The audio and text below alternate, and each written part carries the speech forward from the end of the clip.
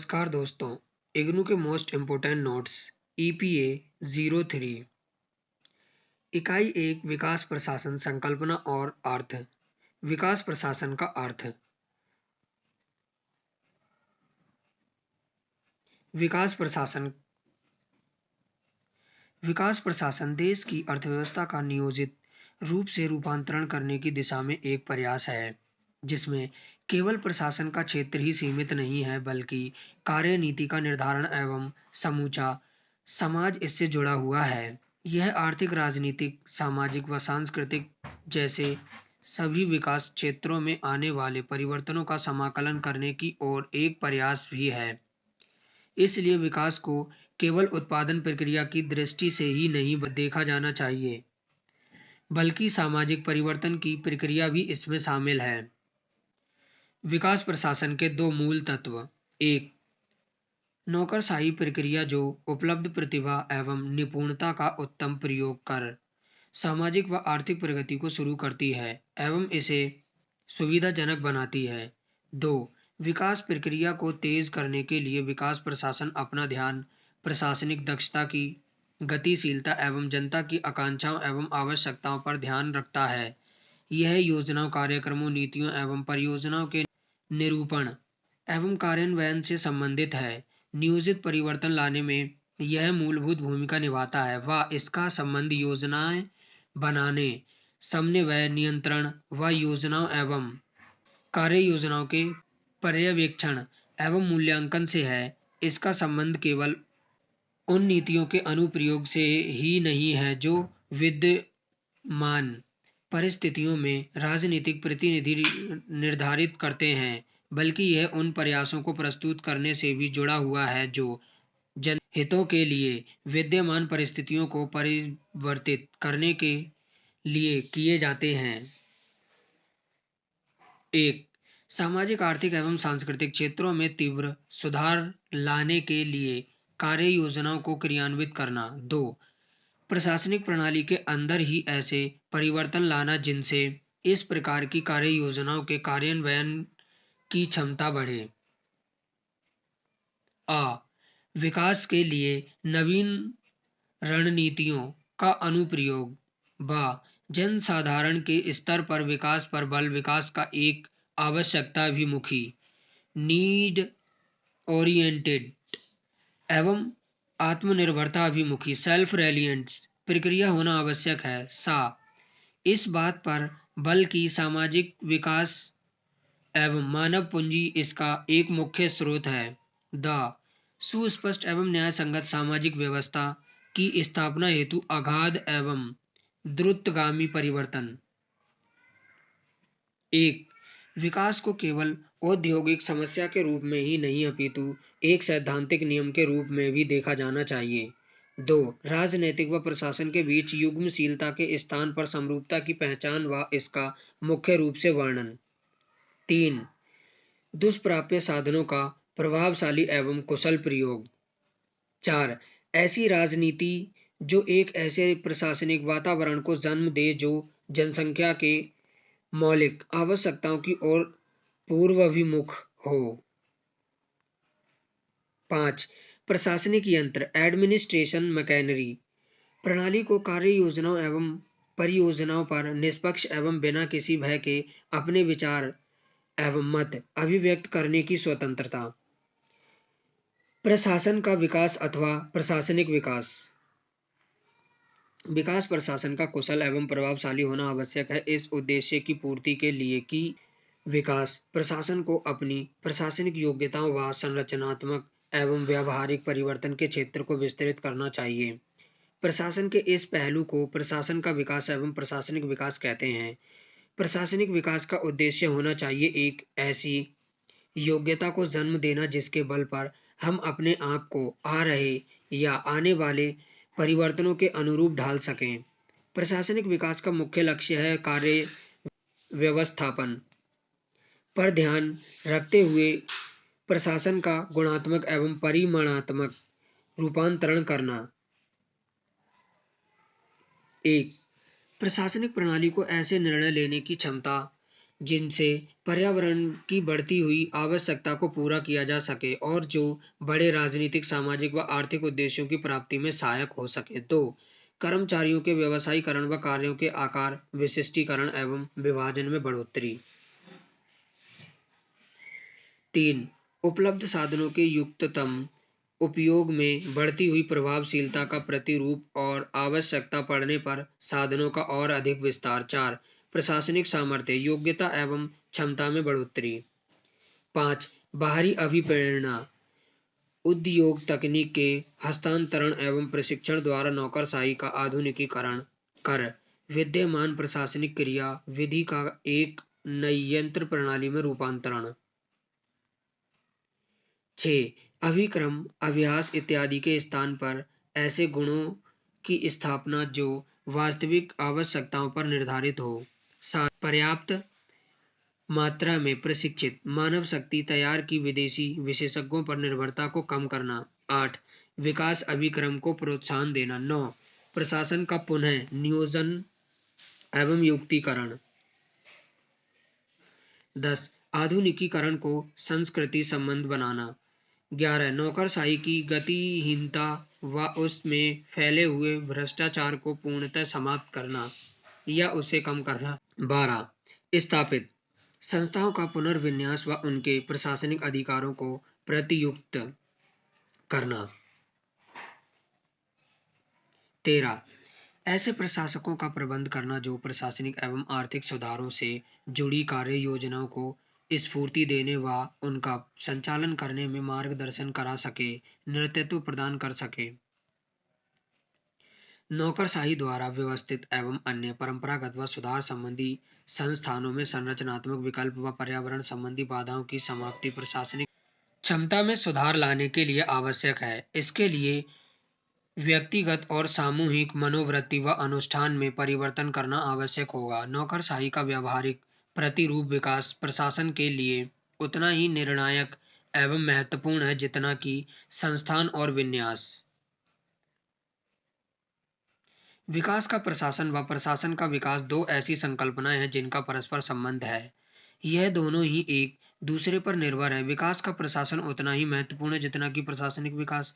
विकास के उद्देश्यों की प्राप्ति के लिए यह अनिवार्य है कि साधनों का कुशल मूल्यांकन किया जाए, योजनाओं का कुशल सूत्रीकरण, मूल्यांकन व कार्यान्वयन हो, जनता का पर्याप्त आवेष्टन हो, आत्मनिर्भरता हो व प्रौद्योगिकी परिवर्तन पर अधिक बल दिया जाए। इसके अतिरिक्त विकसित नौकरशाही प्रशासन में सत्यनिष्ठा, अभिक्रम, नवोन्मेष, इनोवेटिवनेस, अधिकारों का प्रत्यायोजन, डेलीगेशंस ऑफ अथॉरिटी व निर्णय लेने के अधिकारों के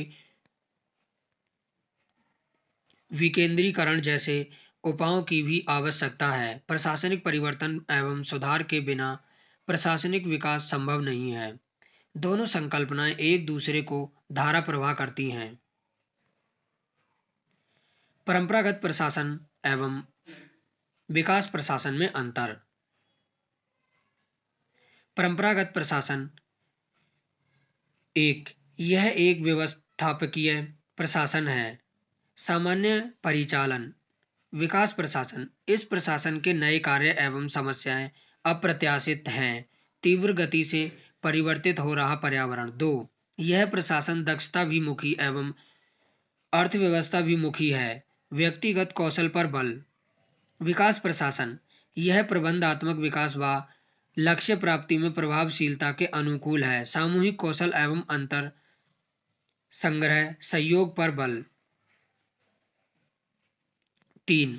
कार्याभिमुखीकरण व नियम एवं प्रक्रिया से अनुकूलता, खतरा न उठाने, सुरक्षा, आराम, प्रतिष्ठा व अधिकारों के प्रति उद्विग्न। विकास प्रशासन संबंधोन्मुखी, जिसमें कार्य योजना के ऊंचे स्तर पर बल, खतरा उठाने में तत्परता, जिससे परिवर्तन एवं नवोन्मेष को प्रोत्साहन मिलता है। 4. तीव्र एवं विस्तृत सोपान क्रमिक संरचना, यथा नियम एवं प्राधिकृत अविश्वास का वातावरण। विकास प्रशासन लक्ष्य प्राप्ति की आवश्यकताएं इसकी संरचना का स्वरूप बनाती है। लचीलापन व निरंतर परिवर्तित हो रही भूमिकाएं, पारस्परिक आस्था एवं आत्मविश्वास। 5. निर्णय लेने की प्रक्रिया का केंद्रीयकरण, समस्याओं के समाधान में पिछले अनुभव मुख्य मार्गदर्शक। विकास प्रशासन निर्णय लेने की प्रक्रिया में प्रशस्त साझेदारी, समस्याओं के समाधान में अनुभव मूलक तरीके व निर्णय लेने की प्रक्रिया में उत्कृष्ट सहायक साधनों का प्रयोग। 6. यथार्थपूर्व स्थिति को बनाए रखने प्रबंधात्मक परिवर्तन का प्रतिरोध है।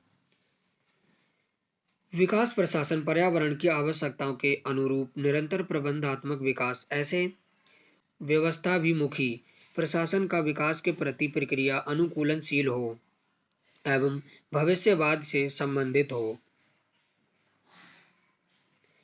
परंपरागत प्रशासन को ऐसे प्रशासन के रूप में देखा गया है जो सामाजिक स्थिरता को बनाए रखने में एवं सरकारी कामकाज की सारी कानूनी आवश्यकताओं को पूरा करने से जुड़ा है। इस प्रकार का प्रशासन अपने आप को कानून और व्यवस्था बनाए रखने, राजस्व वसूल करने और वैधानिक आवश्यकताओं के अनुसार राष्ट्रीय जीवन को व्यवस्थित करने तक ही सीमित रखता है।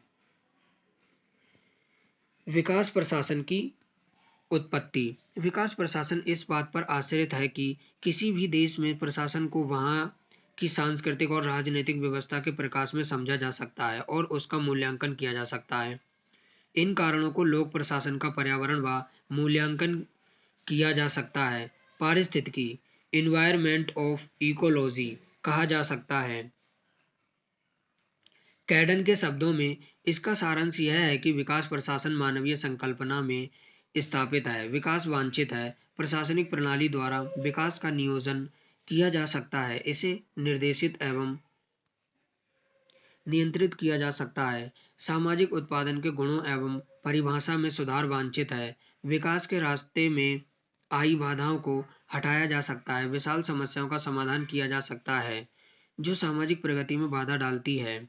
मानव जाति की परिस्थितियां प्रत्यक्ष वास्तविक विवश करने वाली हैं। इस कारण विकास प्रशासन वास्तविकता में भी स्थापित है। मानव समस्याओं का समाधान, लोक प्रशासन के मौलिक तथ्य, जनता का वास्तविक जीवन, वृत्तिकों का अधिकार क्षेत्र। इस प्रकार लोक प्रशासन की धारणा का प्रत्यक्ष उद्देश्य बढ़ी हुई सामाजिक आर्थिक परिवर्तन में गुणात्मक एवं परिमाणात्मक रूप से आधुनिकीकरण शुरू करना है। विकास प्रशासन की विशेषताएं। परिवर्तन अभिमुखीकरण। विकास प्रशासन पूर्व स्थिति में अभिमुखी नहीं हो सकता। जब तक प्रणाली में कुछ संततियां परिवर्तन न किए जाएं, तब तक कोई विकास संभव नहीं है। प्रशासन की संरचनात्मक पुनर्व्यवस्था, उत्पादन बढ़ाने के लिए सुधार संबंधी कार्य योजनाएं, बेरोजगारी एवं गरीबी उन्मूलन व नियोजकों और वेतन भोगियों के बीच संबंध सुधारने के लिए योजना आदि जैसे परिवर्तन विकास प्रशासन का भाग होना चाहिए। लक्ष्य अभिमुखीकरण। गरीबी, अन्याय, संपत्ति का असमान विभाजन, असंतुलित कृषि उत्पादन, अविकसित उद्योग, विज्ञान जैसी समस्याएं विकासशील देशों के सम्मुख हैं।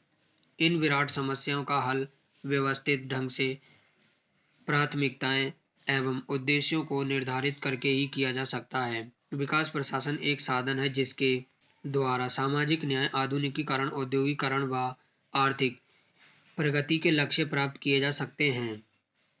सुधार संबंधी प्रशासन। विकास प्रशासन एक सक्रिय प्रेरणात्मक प्रशासन है।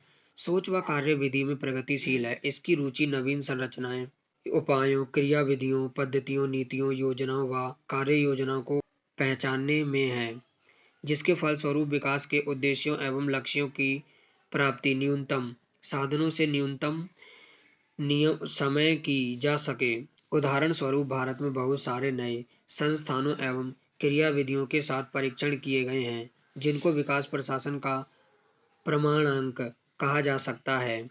इनमें कुछ कार्य योजनाओं के नाम हैं: एकीकृत ग्राम्य विकास योजना, इंटीग्रेटेड रूरल डेवलपमेंट प्रोग्राम, स्वरोजगार हेतु ग्रामीण युवा प्रशिक्षण, training rural youth for self employment, राष्ट्रीय ग्रामीण रोजगार योजना, नेशनल रूरल डेवलपमेंट प्रोग्राम, ग्रामीण क्षेत्रों में महिलाओं एवं बच्चों का विकास, development of women and children in rural areas, जनजातीय विकास कार्य योजना, ट्राइबल डेवलपमेंट प्रोग्राम आदि। मोटे तौर पर इन कार्य योजनाओं का उद्देश्य बेरोजगारी को समाप्त करना, रोजगार के अवसर प्रदान करना व गरीबी को घटाना है। हमने जिला ग्रामीण विकास अभिकरण, डिस्ट्रिक्ट रूरल डेवलपमेंट एजेंसी, जिला योजना संस्था, डिस्ट्रिक्ट प्लानिंग सेल्स, प्रदेश योजना बोर्ड, स्टेट प्लानिंग बोर्ड्स, सहकारी संस्था, कोऑपरेशंस इत्यादि जैसे अनेकों विकास अभिकरणों की स्थापना की है। लाभ भोगी अभिमुखी प्रशासन। भारतीय विकास प्रशासन निश्चयात्मक रूप से छोटे एवं सीमांत किसान, भूमिहीन कृषि मजदूर व ग्रामीण दस्तकारों जैसे विशिष्ट लक्ष्य समूह की आवश्यकताओं की पूर्ति के अनुकूल है। इन वर्गों की सामाजिक, सांस्कृतिक व राजनीतिक आर्थिक प्रगति विकास प्रशासकों के कार्य कौशल के मूल्यांकन का महत्वपूर्ण आधार है। अनेक लक्ष्य समूह, केंद्र व लाभार्थी समूह अभिमुखी संगठनों की स्थापना करनी होगी, जिससे इन अल्प सुविधा प्राप्त वर्गों के लिए आवश्यक वस्तुओं एवं सेवाओं का प्रावधान किया जा सके। सहभागिताभिमुखी प्रशासन। अपने मतलब के लिए विकास प्रशासन प्रशासन के सहयोगी एवं सहभागी प्रणाली के सिद्धांत को स्वीकार करता है। इस प्रणाली में जनता को केवल वस्तुओं एवं सेवाओं का निष्क्रिय प्राप्तकर्ता ही माना जाता है। वे विकास योजना, नीतियों एवं कार्य योजनाओं के निरूपण व उसे क्रियान्वित करने में सक्रिय भाग लेते हैं।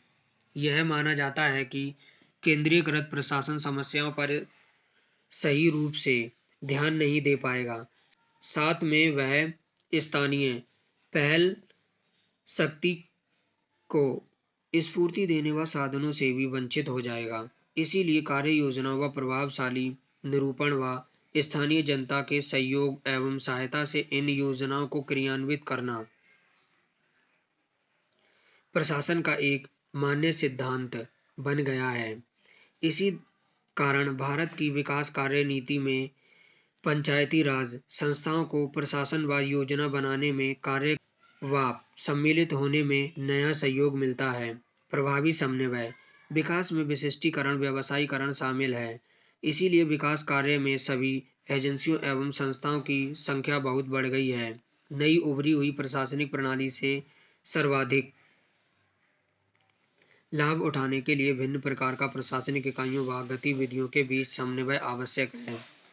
सर्वाधिक परिणाम प्राप्त करने के लिए साधनों, समय एवं व्यय का अपव्यय टालना चाहिए। विकास प्रशासन को विकास एजेंसियों व संस्थाओं की गतिविधियों के बीच समन्वय करना होगा, ताकि विकास के उद्देश्यों की प्राप्ति के लिए उनके प्रयासों व शक्तियों का एकीकरण हो सके। ऐसा करने से प्रशासनिक कार्य द्विगुणन की समस्या से बच जाएगा। इस प्रकार यह प्रशासनिक अंतराल को बहुत घटा देगा। पारिस्थितिकी परिप्रेक्ष्य। विकास प्रशासन राजनीतिक, सामाजिक व आर्थिक पर्यावरण को आकार देता है, समय पर इससे प्रभावित भी होता है। यह सामाजिक प्रणाली से मिलता है, यह प्रणाली की ओर से उठाई गई मांगों को अनुकूल है। एक प्रकार से विकास प्रशासन एवं पर्यावरण से संबंधित है, वह दोनों के बीच में व्यापक परस्पर क्रिया चलती है। पर्यावरण विकास प्रशासन की क्रियात्मक परिसीमा निर्धारित करता है। प्रशासनिक कार्यों एवं तरीकों में इसे लचीलापन एवं संवेदना जैसे गुणों की आवश्यकता होती है। प्रशासन में परिवर्तन इसके पर्यावरण को प्रभावित करते हैं व पर्यावरण में परिवर्तन का प्रभाव प्रशासन पर भी पड़ता है। धन्यवाद।